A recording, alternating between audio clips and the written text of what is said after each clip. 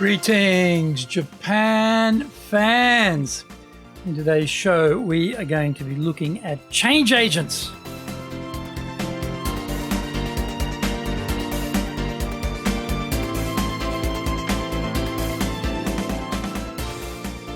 Maishu, arigatou gozaimasu, and welcome back to the 7th year of the Leadership Japan series. I'm your host, Dr. Greg Story, your corporate coaching and training guy committed to your success.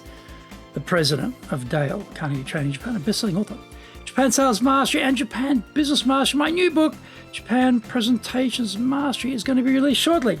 We are broadcasting around the world from Minato-ku in the center of Tokyo, the leadership capital of Japan. Now, this podcast brings insights, examples, and experience about leading in Japan, and trust me, it is different here. Don't forget to subscribe and share this podcast with your family, friends, and colleagues. We are not being sponsored by Libsyn, but we value your privacy, which is why we have our podcast hosted by Libsyn, who, unlike many other podcast hosts, have a strict policy that does not allow access to your private information by anyone. Here is our daily podcast lineup on iTunes. Mondays, the Cutting Edge Japan Business Show. Tuesdays, the Presentations Japan series. Every second Tuesday, the Business Tatsujin no Oshie Show. Wednesdays, the Sales Japan series. Thursdays, the Leadership Japan series. And every second Thursday, the Business Pro Podcast Show. Fridays, the Japan Business Mastery Show. And Saturdays, Japan's top business interviews. Before we get going, today's handy Japanese phrase is kuyoki o suru na yo. Kuyoki o suru na yo.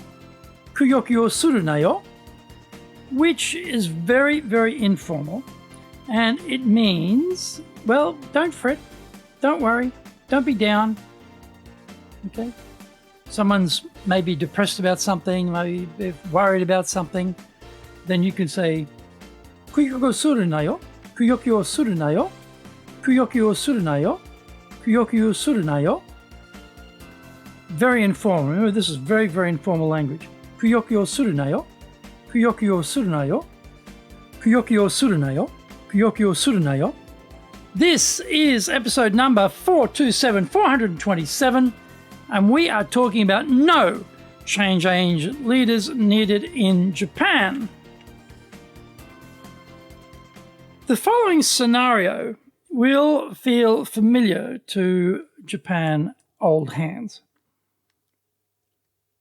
The foreign enterprise hires the retired president of a local company to run their operation.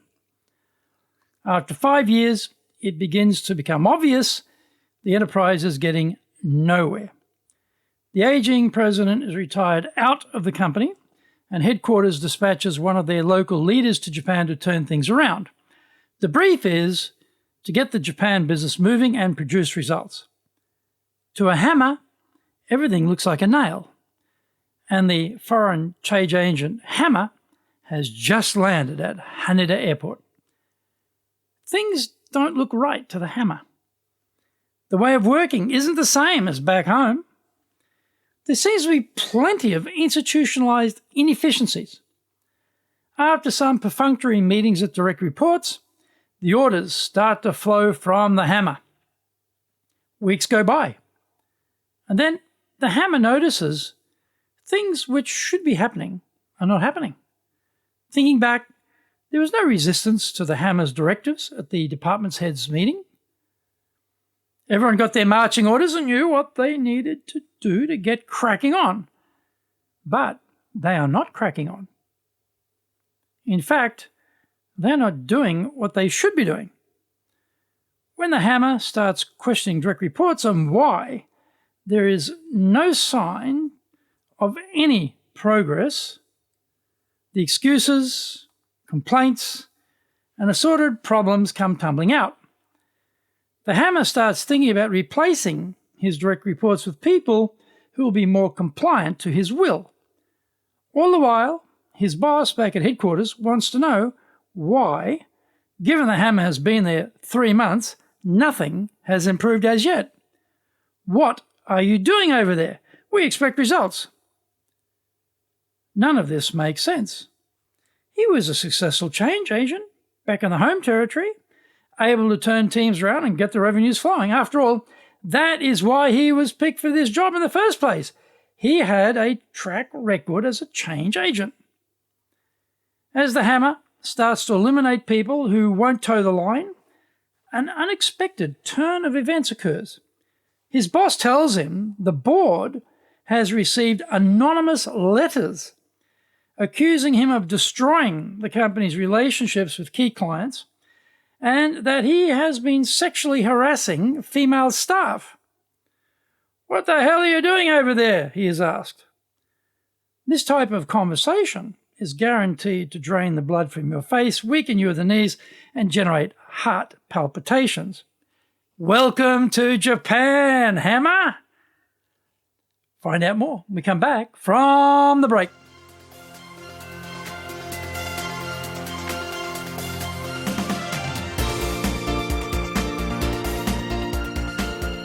Our show today is brought to you by our public programs, but we also do custom-made in-house classes. Now, we do them in our super safe classroom, we do them live online, and we do them in Japanese, and we do them in English. Today's show is brought to you by, on the 8th of September, we're doing negotiations, on the 16th of September, we're doing conflict management, and on the 19th of October, we're doing storytelling. Our website is www.dale, D-A-L-E hyphen Carnegie, C-A-R-N-E-G-I-E .co.jp. You can email me at greg.story@dalecarnegie.com. If you like learning by watching videos, then we have over 1,000 for you there at Tokyo, Japan, Dale Carnegie TV on YouTube. Get my best-selling books, Japan Sales Mastery, the Bible for selling in Japan, and Japan Business Mastery, as well as my new book, Japan Presentations Mastery. We release 3 TV shows every week on YouTube. The Cutting Edge Japan Business Show, that's a premiere business show in Japan, comes out Mondays. Fridays we have Japan Business Mastery Show. Saturdays, Japan's top business interviews, where I interview leaders in Japan from SMEs all the way up to the corporate captains of industry on one topic, leading in Japan. Every second Thursday, we release the Business Pro Television Show. Don't forget, you can email me at greg.story@dalecarnegie.com.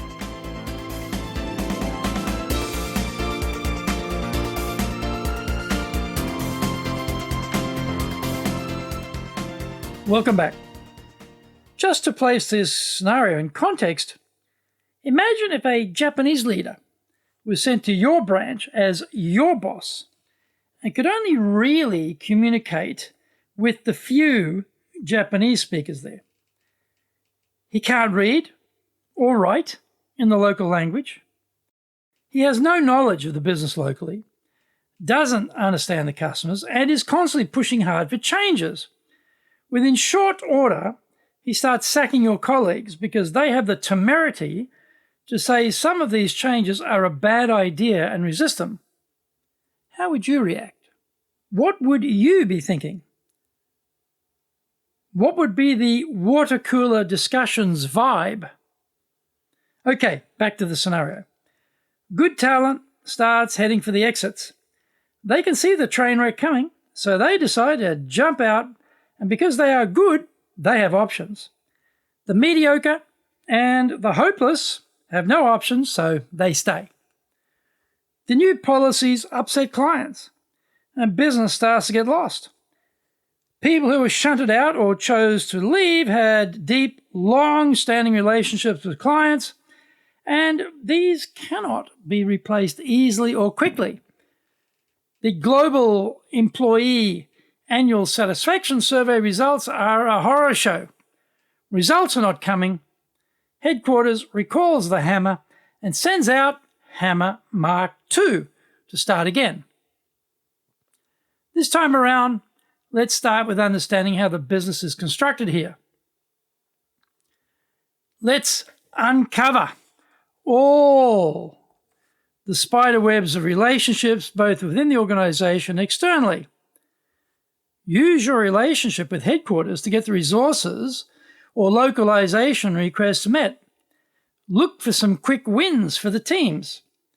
Before you even get on the plane for Nippon, Get some strong air cover at headquarters to allow you to not make the mistakes of your recently departed predecessor. Start seriously studying Japanese language, culture, history, and business.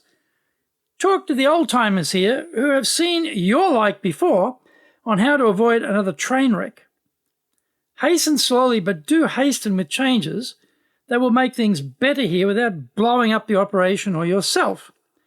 Conscript influences from within the system to support the needed changes. But most of all, really listen. Try to find out why things are being done the way they are before slashing and burning processes and systems. This scenario has been played out so many times, and each generation discovers it anew for itself. Foreign business leaders come and go, but the Japanese market is still here, big, powerful, and rich. So, try and be the foreign leader who is a builder rather than a wrecker.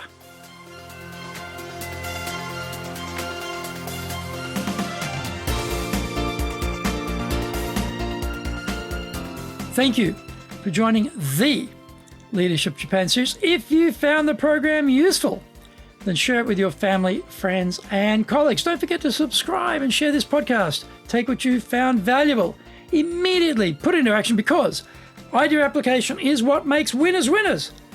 Be one of them. Remember, I'm your corporate coaching and training guy in your corner, committed to your success here in Nippon.